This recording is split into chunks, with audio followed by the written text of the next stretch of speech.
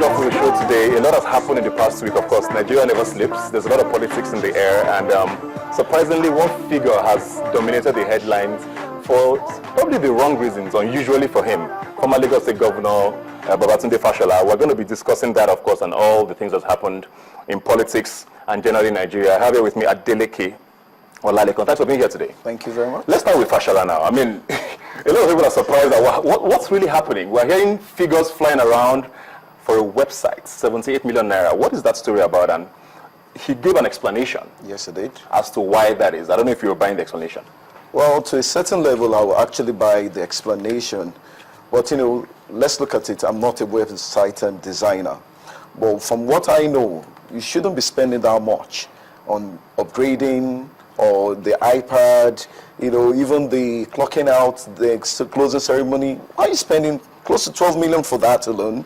And you're telling us that the total package for upgrading and the website then is 78 million naira, which you can actually use for another project that can make impact in other people's life. Spending that much, to me, they were not prudent at all. But he did give an explanation, like I said, talking about how it was a lot of things that money was budgeted for. Apps, downloading apps, for example, if you're going to download it for free, they have to be paid for somehow, and all of the visiting of the websites and all the downloading, whatever it was. It was just not a website, which is what he said the media was trying to paint. That's true. So you didn't think all of that was worth that amount? I don't think so. Why not? Well, he said, the contractor adds XYZ amount. How many vendors actually came around to present that? Mm-hmm. Well, maybe in terms of quality, that's why they had to pick that. But he didn't mention that we had 2, 3, 4 people that came down there. He said we had a vendor who gave us XYZ amount, and we eventually had to break it down to so amount. So to me, I believe that the vendor must have actually increased the cost of delivery in terms of service.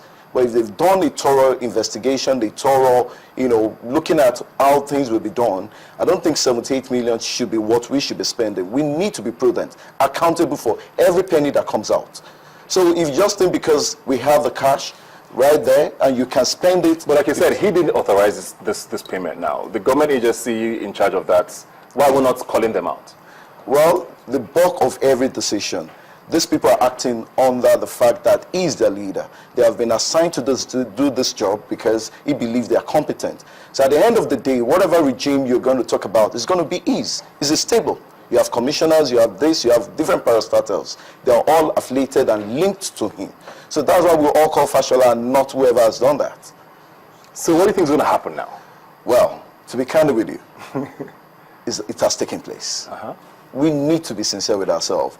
This has actually taken place. If you keep on talking about it, we might not end up get a better feedback from them. But what I think we should be doing right now is let's have a review of what really took place. The service has taken place. How good is the upgrading? Are we maintaining again? How many years is it going to take us to upgrade? If we are going to upgrade again, what amount is going to be expended on that? If not, well, if 78 million is going to give me another 10 years of service, good service delivery, downloading, payment, let's take it that way and we move forward. But if not, then we need to call the vendor. What do you have for us on the table? This and this, justify this. Then we move forward. Do you buy the argument that he's being witch hunted? Because there's a lot of talk about him being in the cabinet of President Buhari eventually. When it's released in September, there's talk about, even it being from members of the APC who are fighting a certain camp in there. No, I don't think he is. Fashola is a man of his own mind. He has his own vision. So people will always talk. In this life, whether you do good or you do bad, people will talk. What is left of you is your own principle. So being witch-hunted or whatever they call it, to me, is not. It's not at all. It's just a man doing what he thinks is right, and how he wants to do it. Are you surprised that he hasn't been invited by the EFCC, for example, for that? Well, or do you think that's going to happen? Well, I doubt. Because is the figure too small? We don't hear billions in Nigeria these days. No, not because the figure is too small. Sincerely, as a person, I really, really like Fashola. The way he has carried out his administration and what have you. Let's be candid. If he knows how to present the figure, he does knows how to present it. If he wants to tell you that he has expended XYZ on a project, you see the project.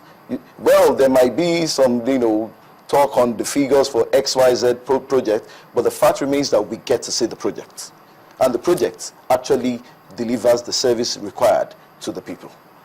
Okay, we'll be looking at that story closely. I mean, it's a very hot, burning issue generally nationwide, and of course the PDP is interested in seeing how it unfolds.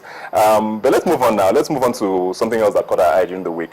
The Bishop of Sokoto, Catholic Bishop of Sokoto, Matthew Kuka, was made a few comments on TV after a meeting, the meeting from the Peace Committee that they had with President Buhari, and it's been alleged that they are sort of pawns in a game being pushed by the former president, Goodluck Jonathan. And I know he did allude to the fact that the current administration needed to focus more on the task ahead as against trying to probe the previous administration. What did you think of what he had to say? What he said right there, to be candid, I don't buy it. That the current dispensation needs to think of how to govern people and not actually looking at the money that has been looted. A lot of money has been looted out of this country. Our social amenities in this country is no way to be reckoned with, even with other African countries. Now, if we keep overlooking this, don't probe that, you are encouraging other leaders that is coming thereafter to keep looting. This is a fund meant for every one of us, not for one, not for two.